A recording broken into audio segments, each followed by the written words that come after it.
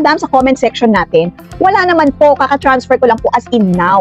Yan ang comment niya regarding yan dun sa video natin na pinost natin na meron ng fee pag nag-cash in ka or nag-add deposit ka using your CBank app gamit yung link bank account mong BPI. Baka naman po, hindi BPI yung link bank account mo doon. Kasi ang free or ka-partner pa rin nila for InstaPay si China Bank and Allback. Tayo kasi, kami na BPI na naka-link bank account, may fee talaga. Actually, ito pakita ko na ha. Okay, para at least klaro, ito. Pakita ko day to day is July 18, 2025 and time right now is 8:10. Okay, 8:10. So pupunta tayo ngayon sa CBank app para at least real time, di ba? As of recording this video. And then mag-add deposit ako para real time, nakalink yung BPI bank account ko. Magka-cash in or mag-add deposit ako. Ayan. Ayan mga be, wala namang bank account na nakalagay dyan. Para at least safe ko rin mapakita. Ayan, nakita nyo, fee 15 pesos. Ayan, 15 pesos yung fee niya. Kung i-next ko pa yan, o ayan.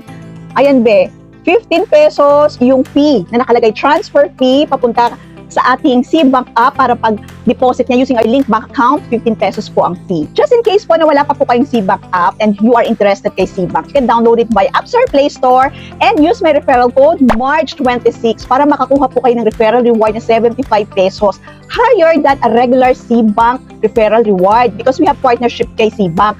Pero po, make it sure to hold 1,000 pesos for 3 days. Huwag niyo pong gagalawin yan sa loob ng 3 araw, okay? Para makapasok niyo 75 pesos. I hope this video helps you. Follow for more.